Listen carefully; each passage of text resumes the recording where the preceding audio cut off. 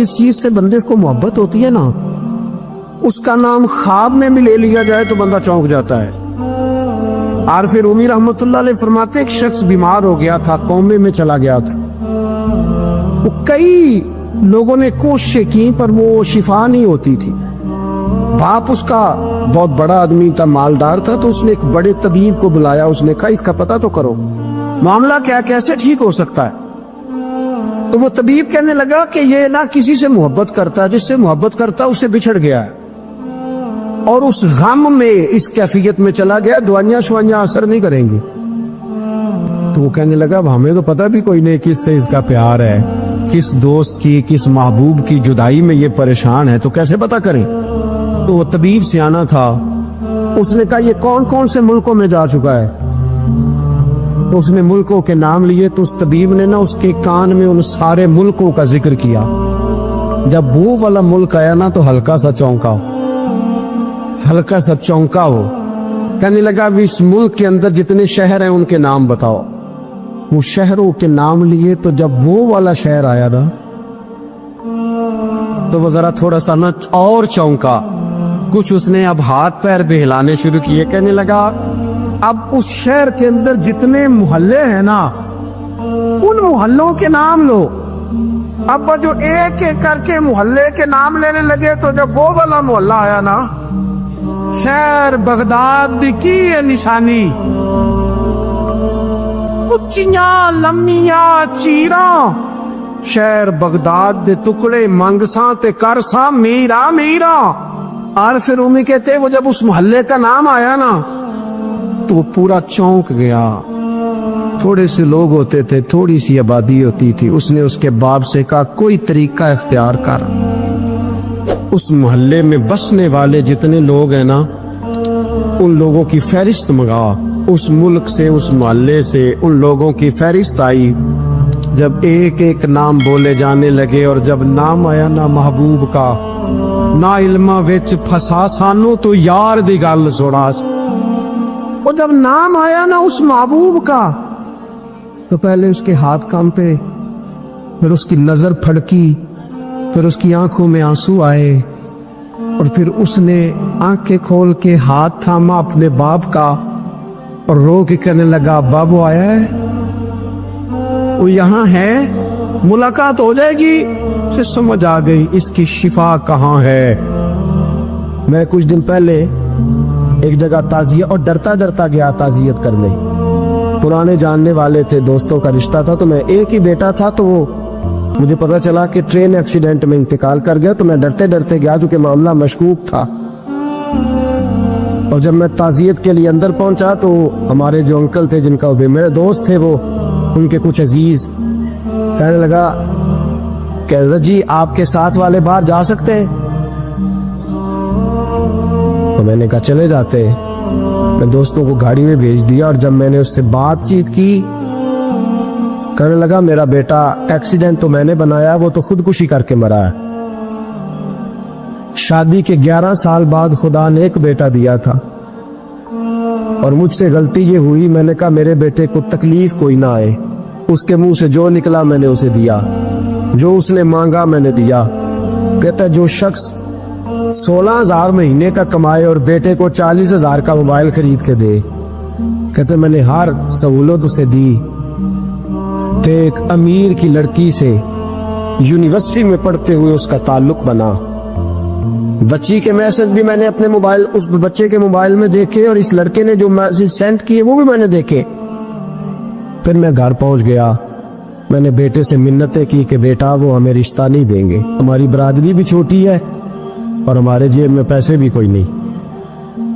फिर मैं उनके घर गया, बेटा ना माना, और मैंने उस शख्स को बुला के कहा तेरी बेटी के मैसेज है, खुदा रा ख्याल कर, और तेरे तो 7 बच्चे हैं, मेरी गोद में तो एक ही फूल खिला है, मैं किधर जाऊं, ख्याल कर। उसने कहा दोबारा तूने नाम लिया तो ऐसे केस में बाप बेटे को फंसाऊंगा कि सारी जिंदगी निकल नहीं सकोगे। मैंने बेटे से कहा कि बेटा मैंने पगड़ी तक रखी है पर मुझे रिश्ता नहीं मिला, तू बाज आ जा। कहने लगा 3 रातें मेरा बेटा सोया नहीं, और मुझे कहने लगा حضرت جی وہ چوتھی رات سویا ہے تو دوبارہ اٹھا نہیں، مجھے کہنے لگا مجھے اجازت دو کہ میں اس بیٹی کو بھی قتل کر دوں اور اس کا باپ بھی قتل کر دوں، میرا تو گھر اجڑ گیا نا۔ وہ کہنے لگا میں کبھی کبھی دوستوں کے پاس جا کے رات گزار لیتا ہوں اور میں اپنے دل کو سکون لے لیتا ہوں، لیکن اس کی ماں اس کے جوتے سینے سے لگائے پھرتی ہے، اس کی اماں اس کے پرانے کپڑے لے کے سینے سے لگائے پھرتی ہے۔ کہنے لگا حضرت جی کوئی کوشش کرو، کوئی دعا کرو کہ اللہ مہربانیاں کرے۔ میں کہہ تو نہیں سکا ان سے، لیکن میرے دل میں خیال آیا کہ کس نے کہا تھا کہ بچہ یونیورسٹی میں کو ایجوکیشن میں داخل کراؤ، کس نے کہا تھا کہ اس کے ہاتھ میں آگ کا انگارہ دو۔ میرے دوست، آپ تیز آنچ تیز آگ جلا کے اس کے قریب مکھن رکھو اور پھر مکھن سے کہو کہ ڈلنا نہ، پھر مکھن سے کہو کہ پگھلنا نہ۔ بھئی تیز آگ قریب جلا دی اور تو کہتا پگھلنا، یہ کیسا ممکن ہے؟ ہو سکتا ہے؟ بولیے نا، ہو سکتا ہے؟ حضرت سیدنا ابو بکر صدیق فرماتے ہیں میں حضور کے سامنے بیٹھا، ایک شخص آیا، اس نے آ کر کے کہا یا رسول اللہ صلی اللہ تعالی علیہ وآلہ وسلم، یہ میرے ہاتھ کے اندر خنجر ہے، میں قتل کر کے آیا ہوں۔ قاتل کھڑا ہوا، ایک طرف قرآن مجید کا حکم ہے کہ جس نے ایک آدمی کو قتل کیا پوری انسانیت کو قتل کیا، حضور یہ خنجر ہے، قتل کر کے آیا ہوں۔ میرے مصطفیٰ نے فرمایا کس کو قتل کیا؟ عرض کی حضور سگی بہن کو مارا ہے، سگی بہن تھی میں نے قتل کر دی۔ میرے نبی پاک صلی اللہ علیہ وسلم نے فرمایا کیوں مارا؟ پیار نہیں تھا؟ محبوبہ بہن سے کس کو پیار نہیں ہوتا، بڑا پیار تھا، پر مارا کیوں؟ تو صحابی رونے لگے، کہنے لگے محبوبہ میں بڑا پیار کرتا تھا، پر وہ کافرہ تھی، مشرکہ تھی، بڑا پیار کرتا تھا، جب بھی اس کے پاس جاتا وہ آپ کے بارے میں بات چھیڑ دیتی، میں اس کو کہتا سارا کچھ کر لے میرے نبی کے بارے میں بات نہ کرنا، میں ہر شے سہ لیتا، پر مصطفیٰ کریم کی ذات کے بارے میں کوئی بات برداشت کرنے کی طاقت نہیں رکھتا، یہ والا جملہ نہ کہنا۔ میں اس کو روکتا، منع کرتا، وہ باز نہ آتی۔ کہتے ہیں آج اس نے اتنی سخت بات کی کہ میں اس کا گلا کاٹ آیا ہوں، قتل کر دیا ہے۔ حضور میرے لیے حکم کیا ہے؟ تو نبی پاک نے فرمایا جا تیرے اوپر کوئی سزا نہیں، تو نے جو کیا ہے اچھا ہی کیا ہے، نہیں اچھا کر ڈالا ہے جو تو نے کیا ہے۔ ایک صحابی نابینا تھے، آنکھوں سے نظر نہیں آتا تھا، رشتہ کوئی نہیں دیتا تھا، معذور آدمی تھے، نکاح ہوا، شادی ہوئی، 2 بیٹے دیے اللہ، گھر بس گیا، بیوی کپڑے دھو کے دیتی، خدمت کرتی، روٹی پکا کے دیتی، بچے بڑے حسین تھے، اور وہ صحابی خود فرماتے ہیں، نابینا صحابی کہتے ہیں موتیوں کی طرح کے میرے بچے، جو بھی آتا آ کے کہتا تیرے موتیوں کی طرح کے لال ہیں۔ لیکن آپ فرماتے ہیں ایک صبح اعلان ہو گیا، مدینے میں شور ہو گیا کہ اس نابینا صحابی کی بیوی قتل ہو گئی، کسی نے خنجر کے دبایا، مر گئی ہے۔ کہتے ہیں اس کے لواحقین اکٹھے ہوئے، در رسالت امام پہ آئے، آگے کہنے لگے حضور ہمارا قاتل ڈھونڈ کے دیں، ہماری بیٹی کو کس نے مارا؟ میرے رسول پاک نے مجمع پہ نظر ڈالی، فرمایا بھائی مجھے کہنے کی ضرورت نہ پڑے، اگر قاتل موجود ہے تو خود اٹھ جائے۔ خود اٹھے، وہ نبینا صحابی بیچ میں سے اٹھ کے کھڑے ہو گئے، کہنے لگے سونیا قاتل کوئی باہر نہیں، میں خود قاتل ہوں، میں نے مارا ہے، میں قاتل ہوں، میں نے مارا ہے۔ مصطفیٰ کریم سید عالم صلی اللہ علیہ وسلم نے فرمایا تجھے تو اس کی بڑی ضرورت تھی، بڑی حاجت تھی، تیری بیوی تھی، تیرا گھر سنبھالتی تھی، تیرے بچے تھے۔ صحابی عرض کرنے لگے حضور سارا کچھ ٹھیک تھا، پر وہ آپ کی بے ادب تھی، حضور اس کے آنے سے میرا گھر بس گیا، روٹی پکنے لگی، کپڑے ملنے لگے، اولاد ہونے لگی، میں دنیا پہ آ گیا، لیکن محبوبہ میں نے وہ سخ کیا کرنے ہیں جو تیری بے ادبی پر تعمیر کیے جائیں۔ یا رسول اللہ مجھے کیا حاجت اس چیز کی جس میں آپ کا پیار ہی نہ ہو، یا رسول اللہ آپ کی محبت ہی نہ، حضور میں نے قتل کر ڈالا ہے، مجھے بیوی نہیں چاہیے، مجھے وہ والی چاہیے جس کی زبان پر رسول اللہ کے نام کے ترانے ہو، جو حضور کی محفل کرنے والی ہو، نعت پڑھنے والی ہو، جو نبی پاک علیہ السلام کی ازواج کا، اولاد کا، بیٹیوں کا ذکر کرنے والی، مجھے وہ بیوی نہیں چاہیے جو بیوی بے ادبی کرے۔ میرے نبی پاک صلی اللہ علیہ وسلم نے محلے داروں سے پوچھا، فرمایا بات اس کی ٹھیک ہے؟ کہا حضور واقعی بے ادب تھی۔ نبی پاک نے فرمایا اٹھو پھر چلے جاؤ، اس نے انسان نہیں مارا، اس نے گستاخ رسول کو مارا ہے، اس نے ایک گستاخ رسول کو مارا ہے۔ بھائی یاد رکھے نبی پاک کا پیار ایمان کا حصہ ہے، اس میں کوئی کمپرومائز نہیں۔ علامہ اقبال کہتے ہیں میں نے سارا دین پڑھا ہے، سارا قرآن پڑھا ہے، میں نے بنظر غائب جب ساری چیزوں کو دیکھ لیا تو اقبال کہنے لگے میں اس نتیجے پہ پہنچا ہوں کہ مغز قرآن روح ایمان جان دین۔ بھائی اقبال، میں کسی عالم کی بات کرتا تو لوگوں نے شاید رویہ اور اختیار کرنا تھا، وہ لوگ جس پر اکثر مکاتب فکر اعتبار کرتے ہیں۔ اقبال کہنے لگے مغز قرآن روح ایمان جان دین۔ لفظوں پہ غور کریں، مغز یعنی سارے قرآن کا مغز، روح ایمان یعنی ایمان کی روح، اور جان دین یعنی سارے دین کی۔ آپ دیکھیں ترتیب، مغز قرآن روح ایمان جان دین۔ اقبال جلدی بتاؤ وہ کیا ہے؟ تو اقبال کہنے لگے ہست حب رحمت للعالمین، ہست حب رحمت للعالمین، مغز قرآن روح ایمان اور جان دی۔ ہست حب، کہنے لگا میں تو سمجھا ہوں کہ قرآن کا مغز ایمان کی روح اور دین کی جان اگر ہے تو نبی پاک کی محبت کا نام ہے، رسول اللہ کی محبت کا نام ہے، نبی پاک کی محبت کا نام۔ حضرت عمر فاروق رضی اللہ تعالیٰ عنہ سے بڑا تو اصول پسند کوئی نہیں نہ ہوگا، یعنی بہت بڑا چودھری بھی اگر اپنی گلی کے اندر، حضرت ابو سفیان جیسے لوگ مسلمان ہو گئے، کلمہ پڑھ لیا، اور جناب ابو سفیان رضی اللہ تعالیٰ عنہ نے اپنے گھر کے اندر نہ تھوڑی سی سامنے اینٹیں رکھ کے جگہ بنا لی، تو حضرت عمر کو پتا چلا تو فرمایا جیسے بنائی ہے ویسے وہ کھیڑو بھی، آپ نے لوگوں کا رستہ تنگ کر دیا۔ اصول پسند آدمی، اصول کی بات آئے تو بیٹے کو بھی معافی نہیں، کسی کو معافی نہیں، بڑے اصول پسند تھے۔ اتنی لوگوں نے کہا عمر تو بڑا اصول پسند ہے، پر یہ مسجد نبی کی گلی میں جو نبی پاک کے چچا حضرت عباس کا پرنالہ لگا ہوا ہے اور وہ سب لوگوں کے کپڑے کیچڑ سے بھر دیتا، وہ پرنالہ نہیں نظر آتا، گلی میں لگا ہے۔ اب تو ہمارے پرنالے اور طرح کے ہیں نا، تو جو حرم شریف میں آپ میزاب رحمت ہے وہ دیکھا نا آپ نے، وہ پرانے زمانے میں جو لوہے کے پرنالے ہوتے تھے تو وہ واقعی پوری گلی جو تھی نا وہ گزر کوئی نہیں سکتا تھا، اتنا اچھا شاور ہوتا ہی کوئی نہیں تھا جتنا وہ ہوتا تھا، وہ بڑا تگڑا قسم کا پرنالہ ہوتا تھا، تو کوئی شے نہیں گزر سکتی تھی بڑی دیر تک۔ بارش کے رکنے کے بعد بھی ساری چھت سے جب تک پوری مٹی اور پوری توڑی ساری نہیں نہ اتر جاتی تھی تب تک وہ پرنالہ نہیں سانس لیتا تھا، تو پرنالہ بہتا تھا، اور وہاں سے بڑا مین گلی تھی مسجد کو آنے کی، لوگوں کے کپڑے آلودہ ہو جاتے، اتنے لوگوں نے حضرت عمر سے کہا یہ پرنالہ نہیں نظر آتا، یہ نہیں اصول پسندی؟ تو جناب عمر فاروق رضی اللہ تعالیٰ عنہ فرمانے لگے اتار دیتے پرنالہ، یہ بھی اصول پسندی ہے، اتارتے۔ حضرت عمر فاروق نہ گئے، اور شارحین نے لکھا ہے کہ اونٹ کے اوپر بیٹھ کر آپ نے یوں پکڑ کے نا پرنالہ کھینچا، اور جناب عباس کے گھر والوں سے فرمانے لگے 4 کونے ہوتے ہیں گھر کے، چھت کے 4 کونے ہیں، کسی اور میں لگا لو پرنالہ کو، ضروری ہے کہ نمازیوں والی گلی پہ لگایا جائے؟ یہ کہہ کے یاد ہے کسی کی ضرورت تھی بات کریں؟ حضرت عباس آئے تو لوگوں نے آ کے کہا کہ عمر نے پرنالہ کھیڑ دیا، اور فرمایا کہ 4 کونے کہیں اور لگا لو، تو حضرت عباس مسکرائے۔ لوگوں نے کہا مسکراتے کیوں ہو؟ فرمانے لگے کوئی مسئلہ نہیں، عمر خود آ کے لگا کے جائے گا، جیسے وہ کھیڑا ہے ویسے۔ لوگوں نے کہا وہ عمر ہے، عمر کو بدلنا اور اس کی بات کو بدلنا، اور اتنی جرت کہ وہ لگا کے جائے، جس بندے کو دیکھ کے شیطان گلی کا رستہ بدل جاتا ہے، آپ اس کی بات کر رہے ہیں۔ فرمایا میں نے کہہ دیا نا عمر لگائے گا، تو انشاءاللہ عمر لگائے گا۔ حضرت عباس مسجد میں آئے، نماز پڑھی تو کہتے میں نے بات چھیڑی دی، عمر خود کہنے لگے کہ حضور آپ سے تو امید نہیں تھی۔ حضرت عباس سے کہنے لگے بھئی جگہ بھی ہے، 4 کونے ہوتے ہیں گھر میں، کوئی ضروری ہے اسی کونے پہ لگے جہاں سے نمازی گزرتے؟ یہ بخاری مسلم کی حدیث ہے۔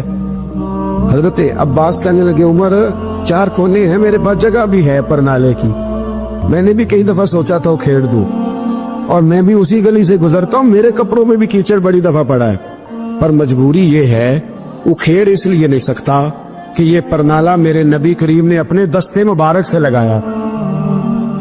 فرمایا میں مکان بنا رہا تھا، چھت بنا رہا تھا، تو حضور اچانک آ گئے، اور کئی لوگ گواہ ہیں اس کے، رسول کریم تشریف لائے، اور نبی پاک علیہ السلام نے فرمایا لاؤ چچا تھوڑا میں بھی کرتا ہوں، اور پھر میرے نبی کریم صلی اللہ تعالی علیہ وسلم نے اپنے دستے مبارک سے یہ پرنالہ لگایا تھا، کئی دفعہ سوچا وہ کھیڑ دوں، پھر سوچتا ہوں حضور نے لگایا تھا، لیکن چلو اب تو علت پائی گئی، اب تو سمجھ آ گئی، اصول بن گیا، اب تو اصول بن گیا نا، تو ٹھیک ہے آپ اب اس طرح کرے، کھیڑ دیا تو ٹھیک ہے جناب۔ کہنے لگے پہلے کیوں نہیں بتایا؟ بھائی وہ نمازیوں پہ چیٹے پڑتے ہیں، گلی کا رستہ ہے، فرمایا رس پڑتے ہیں تو پڑھتے رہے، آپ نے بتایا کیوں نہیں؟ حضرت جناب عباس کہنے لگے کہ آپ کا کیا خیال ہے کہ میں یہ کروں گا کہ لوگوں پہ چیٹے پڑے اور مجھے پرواہ نہ ہو؟ حضور نے لگایا تھا۔ حضرت عمر فاروق نے نا جناب عباس کا بازو تھاما، تن تندور تے ہڈاں دا بالن، بازو تھاما اور تھام کے نا اسی جگہ لے گئے جہاں پر نالا کھیڑا تھا۔ پہلے تو اونٹ پہ چڑھ کے لگایا تھا نا، تو اب کہنے لگے حضرت عباس سے کہ آپ نا میرے کندھوں پہ چڑھ گئے، میرے کندھوں پہ تن تندور تے ہڈاں دا بالن، اسی ہاواں نال تپایا ہے، کپ کپ مکیاں پیڑے کیتے، اتو عشق پلے تھل لایا ہے، تن دا سالن تے من دی ہانڈی، لون صبر دا پایا ہے، غلام فریدہ وے میں ساری تیری، تینوں وجہ یقین نہیں آیا؟ فرمایا خود لگائیے۔ حضرت عباس رضی اللہ تعالیٰ عنہ اوپر نالا لگا کے اترے، تو حضرت عباس بھی رو رہے تھے اور جناب عمر بھی رو رہے تھے، آنکھوں میں آنسو تھے۔ فرمایا ہم یہ نہیں دیکھیں گے کہ علت کیا ہے، وجہ کیا ہے، ہم تو یہ دیکھیں گے کہ رسول اللہ کی نسبت کیا ہے۔